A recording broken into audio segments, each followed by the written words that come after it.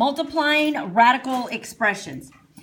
So what we have is I'm going to show you the monomial, what we're used to, and then how the radical expression is like the regular monomial, okay? If you have 2x times 3x, we actually have 2 times 3 times x. And that normal, what we're used to, normal equation, right? So what is 2 times 3? 6. Okay? And then you have x times x, which is x squared. So if I were to give you this problem, 2x times 3x, you would say that it's 6x squared. Are we good on that one? So how does that compare to the radical expression? It's the same thing. We're going to think about that radical as the variable. As long as it matches, we're keeping it as the variable. Okay? So look, same thing. 2 times 2 times the square root of x times the square root of x. Okay? So we have, 2 times 3. Is that what y'all are raising your hand for? Yeah. That's right. My first video today, I made a lot of mistakes too. 2 times 3 is what? 6. And then I have the square root of x squared, which gives me what? 6x. No. Oh, yes, sorry. Which gives me x, which is the full answer is 6x. Okay? So it's the exact same thing. The square root of x squared is x. Okay? Are we all right with that? Mm-hmm. All right. So now what happens if they give me this problem? 3 square root of 2 times 2 square root of 6. We're going to write it out. I'm going to use blue this time. We're going to write it out in the exact same way. 3 times 2 times the square root of 2 times the square root of 6. 3 times 2 is 6. And then here I have times 2 times 6. So I have 6 square root 12. All right. Can I simplify the square root of 12 down any further?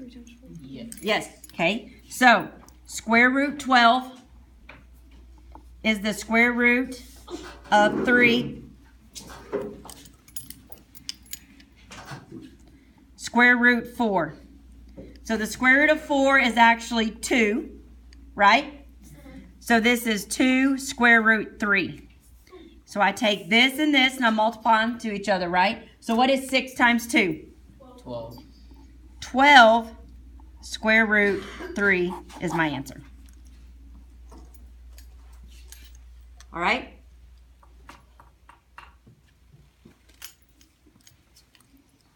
So let's look at one more here. We're going to use the distributive property. Okay? We're going to distribute, one second.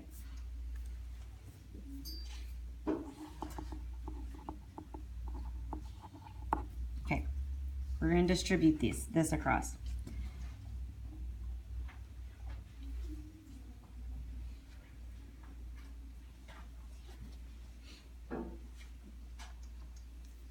Okay, I'm going to look at it as, I'm trying to figure out how to highlight this correctly here.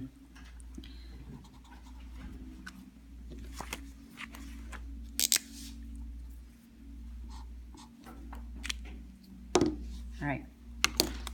I'm going to multiply 5 times 3. And then I'm going to multiply the square root of 3 times the square root of 2. Okay? So that actually gives me 15 square root 6. Okay? Do you see that? All right. Then I'm going to take here, we have that negative, makes that like a negative 1. And now I'm going to distribute 5 to the negative 1. 5 times negative 1. And I have square root 3 times the square root of 3. So this gives me negative 5 square root of 3 squared. Correct? okay? So that I have negative 5 times 3, because isn't the square root of 3 9? Because this is actually negative 5 times the square root of 9, and square root of 9 becomes 3. Are you with me? Okay. So negative 5 times 3 is negative 15, right? Did I say that right? Negative 5 times 3 is negative 15. So my answer is 15 square root 6 minus 15. Can you hold it up there?